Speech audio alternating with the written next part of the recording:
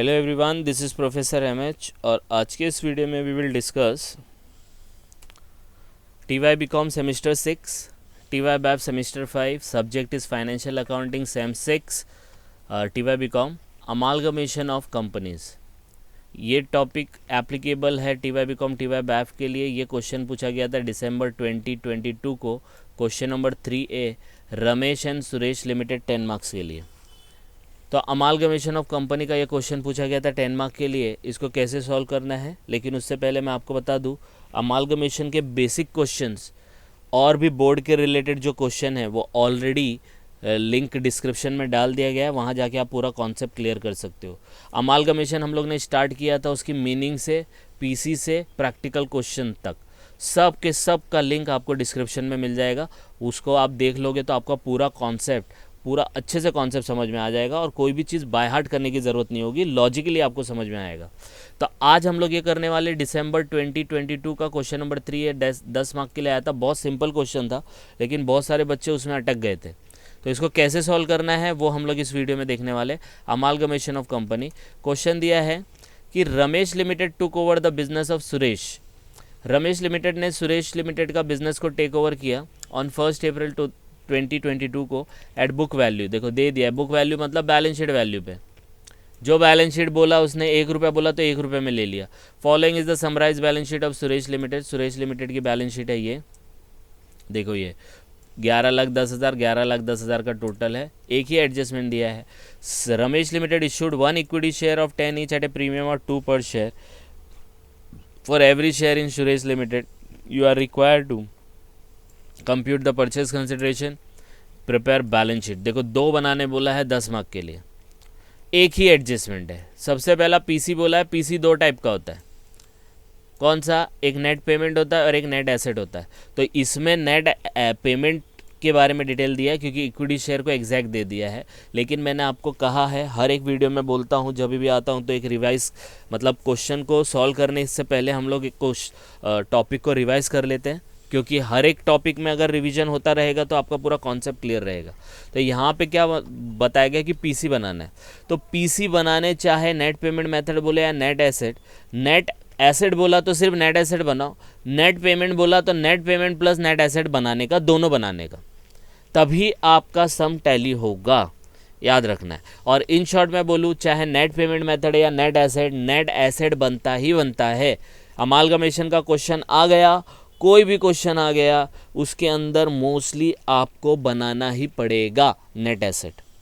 आई बात समझ में? तो हम लोग यहाँ पे पहले पीसी बनाना सीखेंगे और यहाँ पे पीसी है नेट पेमेंट का, ठीक है। नेट एसेट बहुत सिंपल है, क्योंकि बुक वैल्यू दिया है तो सब एसेट उठा लो। मैंने बताया नेट एसेट में फिक्टिशियस को छोड़ देना, सब लायबिलिटी उठा लो, शेयर कैपिटल और रिजर्व को छोड़ देना, माइनस करने का आंसर आ जाता है, ठीक है। तो सबसे पहले हम लोग देखते हैं इसका नेट पेमेंट मेथड।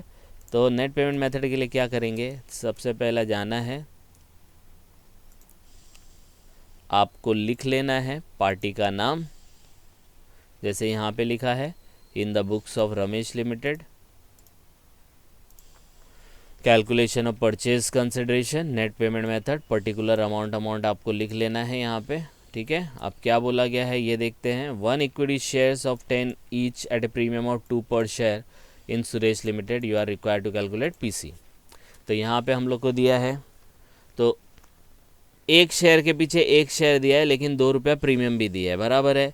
तो सबसे पहला they are talking about equity share, तो यहाँ पे हम लोग लिख लेंगे इक्विटी शेयर कैपिटल, ठीक है। और फिर क्या इन्फॉर्मेशन दिया है, 1 for 1 दिया है ना, 1 equity share of 10 + 2 per share for every share. Every share बोला है तो इसको हम लोग किस तरीके से लिखेंगे, कुछ इस तरीके से लिखेंगे, for every 1 share at the rate of ₹12। फिर तो कितना हो जाएगा, यहाँ पे 60,000 शेयर्स दिए तो 60,000 शेयर्स इशू करेंगे, तो नीचे लिखने का 60,000 shares at the rate of ₹10, और उसी के नीचे लिखने का 60,000 shares at the rate of कितना आएगा, प्रीमियम कितना है, 2 रुपया है तो 2 रुपया लिखेंगे। तो उसके नीचे हम लोग जाएंगे तो वो प्रीमियम को हम लोग बोलेंगे सिक्योरिटी प्रीमियम, और यहाँ पे लिख लेंगे 2 रुपया। तो 60 के हिसाब से 10 रुपये कितना आता है, 6 लाख। 60 के हिसाब से 2 रुपये कितना आता है, 1,20,000। तो टोटल पीसी कितना हो गया, 7,20,000 हो गया, ख़त्म हो गया। ठीक है, इसको और इजी तरीके से यहाँ पे मैंने बताया है, क्योंकि हर एग्ज़ाम में कुछ ना कुछ अलग आ जाता है। तो देखो यहाँ पे हम लोग ने किया है कुछ इस तरीके से कैलकुलेशन टाइप में। इक्विटी शेयर दिया है, हेल्ड और इश्यू लिखने का। हेल्ड भी 1 है, इश्यू भी 1 है। हेल्ड कितना है, 60,000 है, क्रॉस मल्टीप्लाई करेंगे 60,000 शेयर्स आ जाएगा। आ रही बात समझ में? ये तो सिंपल था क्योंकि 1:1 था। अगर होता 4:1, 1:4, 2:5, 7:3, कुछ अलग ऑड फिगर होता तो आपको थोड़ा कन्फ्यूजन हो जाता। तो हेल्ड इशू करके या इशू हेल्ड करके आप कर सकते हो, आंसर राइट आएगा। आई बात समझ में? अब आपको ये 5 मार्क मिल गए, बराबर है। अब बैलेंस शीट बनाएंगे। तो बैलेंस शीट बनाने के लिए क्या करना है, सबसे पहले जब हो जाए ना, क्वेश्चन में जाना है और पूरी बैलेंस शीट को पहले कॉपी कर लेना है। ये देखो जैसे मैंने यहाँ पे कॉपी किए, ठीक है। तो ये बैलेंस शीट हम लोग ने कॉपी कर लिया है। इक्विटी एंड लायबिलिटी, दूसरा है एसेट।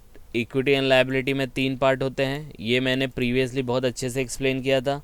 नहीं आता है आपको तो इसका सेपरेट वीडियो है, वो जाके आप देख सकते हो। आप एक बार सुन लेंगे इत्मीनान से तो पूरा का पूरा बैलेंस शीट आपको याद हो जाएगा। ये 3 पार्ट होता है। एसेट के अंदर 2 पार्ट होता है, non current asset and current asset. चाहिए तो यहाँ पे एक छोटा सा रिकैप भी ले लेते हैं, कैसे लिखने का। पहला इक्विटी एंड लायबिलिटी लिखने का और नीचे एसेट लिखने का। Equity and liability divided into 3 parts, share holder fund, current, non current liability, current liability. नीचे एसेट के अंदर 2 ही है, non current asset, current asset. तो ये आपका ढांचा बन गया, बराबर है। ढांचा कैसा, देखो ध्यान से देखो, ये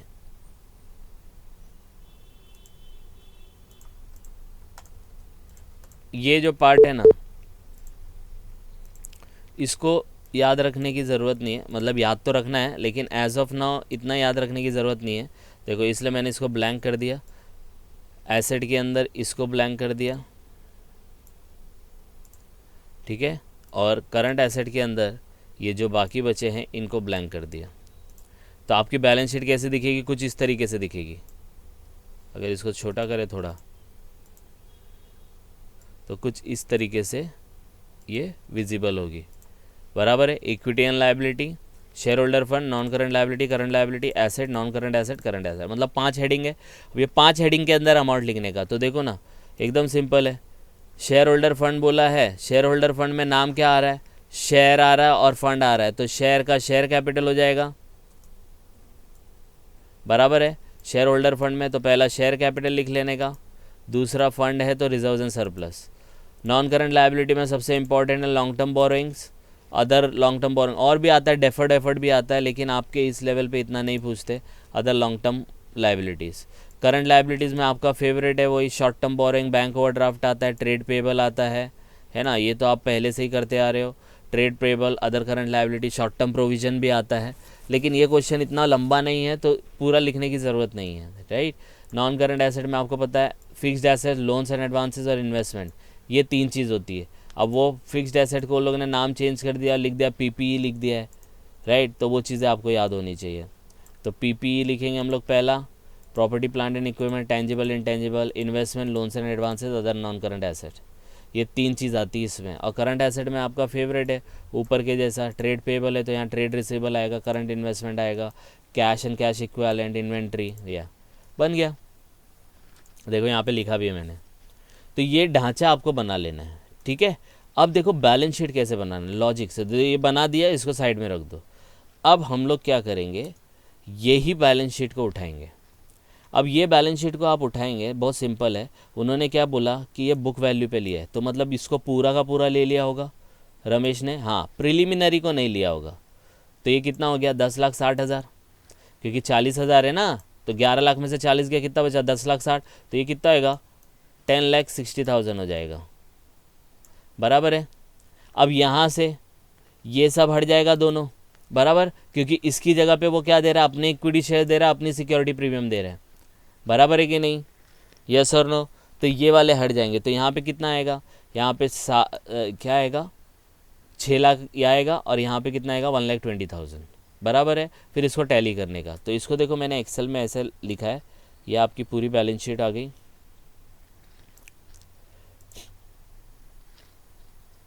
बराबर।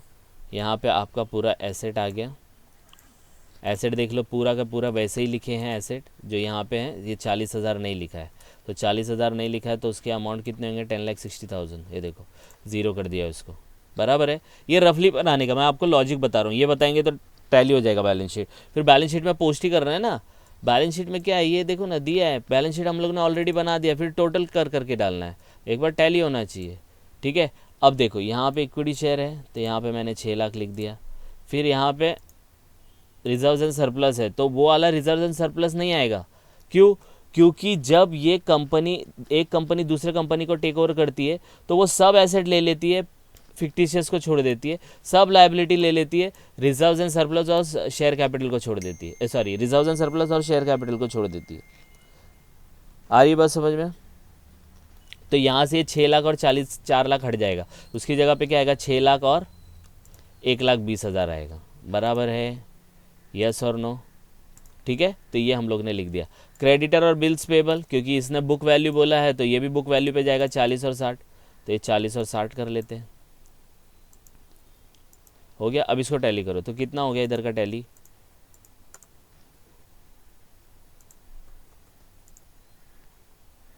यहाँ पे आपका अमाउंट आता है 6 लाख, 1,20,000, 40 और 60, तो देखो 8,20,000 आ रहा है।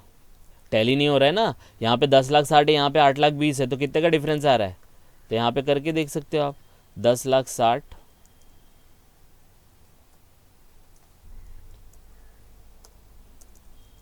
माइनस 8,20,000, 2,40,000, ये 2,40,000 इधर ही आएगा।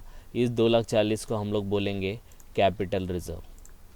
बोलेंगे सर ये कैसे आया कैपिटल रिजर्व? अब देखो इसका सिंपल सा लॉजिक है, वैसे मैं जर्नल एंट्री के थ्रू भी समझाऊंगा, लेकिन इतना मतलब करने की ज़रूरत नहीं एग्ज़ाम में, आप ओरली भी कर सकते हो, ठीक है, लेकिन ये करेंगे ऐसा रफली तो आपको जल्दी से हो जाएगा। देखो अब इस कंपनी ने रमेश लिमिटेड ने सुरेश लिमिटेड को ख़रीदा है ना, टेक ओवर किया, तो बोला बुक वैल्यू पे, तो इसने सब ले लिया, बराबर है, सब एसेट ले ली, सब लायबिलिटी ले ली, रिजर्व एंड सरप्लस छोड़ दिया और शेयर कैपिटल और प्रिलिमिनरी छोड़ दिया, ये सब एसेट ले लिए, ये लायबिलिटी ले ली, बराबर है।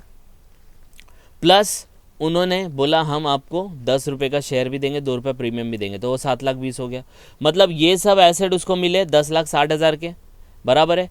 प्लस उसको कितनी लायबिलिटी आई, मतलब बिजनेस को टेक ओवर किया तो सामने वाले को क्या मिला, ये सब मिला, बराबर है। सामने वाले को क्या मिला, ये सब मिला, 10,60,000 के एसेट मिल गए, लेकिन उसके अगेंस्ट में उसको 2 लायबिलिटी देनी होगी, एक 40,000 की, एक 60,000 की लायबिलिटी, मतलब उसकी एक्सपेंस टाइप में हो गया, 1 लाख देना पड़ेगा। प्लस उसने बोला है कि मैं आपको टेक ओवर करूंगा तो 10 रुपये के हिसाब से शेयर्स भी दूंगा और 2 रुपये के हिसाब से शेयर्स दूंगा, तो कितना हो गया 6 लाख और 12 लाख, सॉरी 1,20,000, तो कितना हो गया टोटल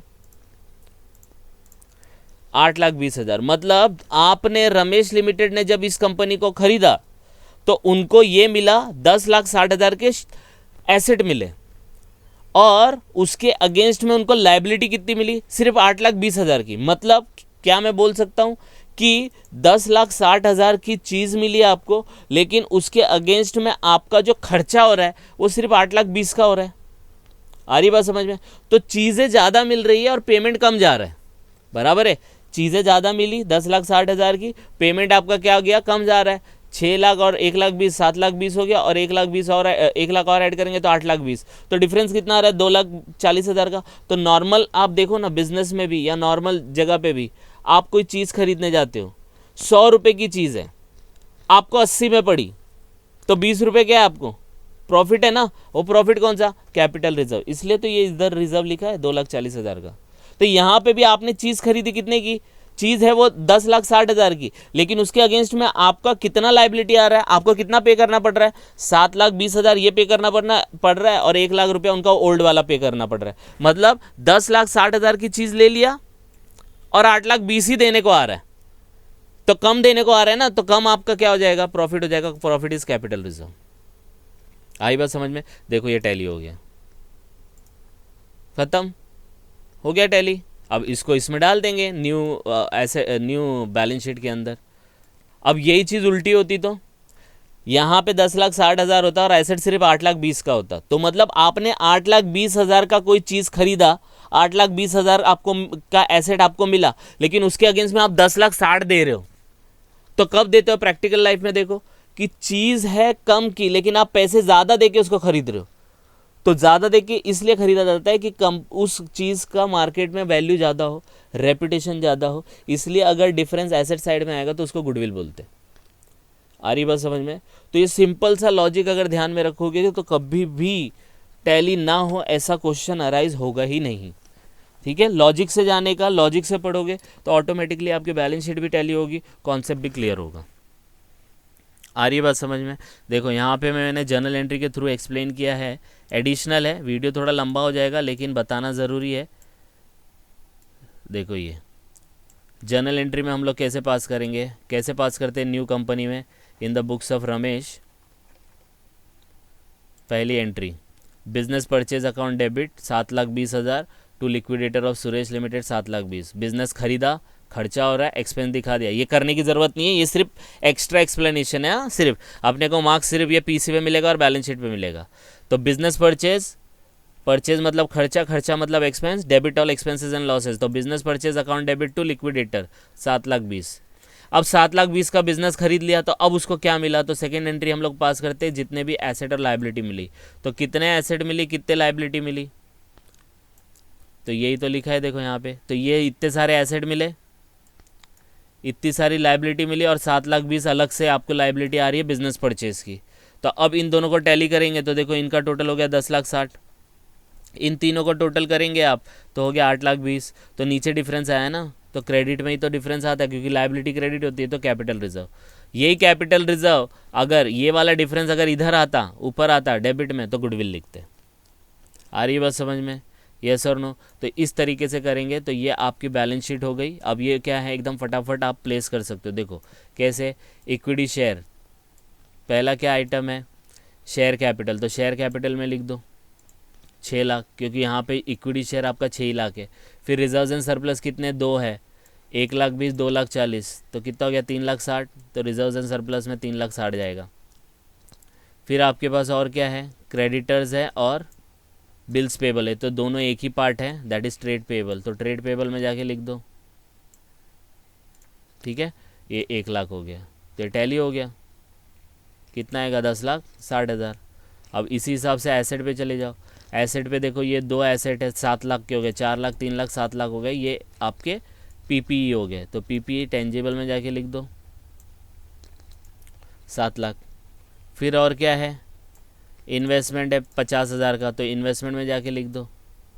कुछ नहीं दिया, कहीं पे भी लिखो, इन्वेस्टमेंट एसेट ही होता है ना। तो ये लिख दिया 50,000 के। फिर आपका नेक्स्ट क्या दिया है, स्टॉक दिया है 60,000 का। तो स्टॉक है तो नीचे जाओ, इन्वेंट्री के सामने लिख दो। फिर नेक्स्ट आइटम क्या है, डेटर है और कैश है, 1 लाख और 1.5 लाख। डेटर पे जाओ, कैश पे जाओ, ये हो गया, टैली कर लो, हो गया।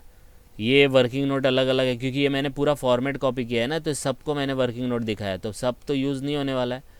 तो ये देखो आपका पूरा वर्किंग नोट रहेगा। आ रही बात समझ में? तो ये आपका पूरा बैलेंस शीट बन के तैयार है। तो ये सिंपल पड़ा ना, है कि नहीं, कि आपने जो बैलेंस शीट बनाई, ये देखो ये बैलेंस शीट आपको पूरा स्क्रीन पे विजिबल हो रहा है। ठीक है, तो ये आपकी पूरी बैलेंस शीट बन के तैयार है।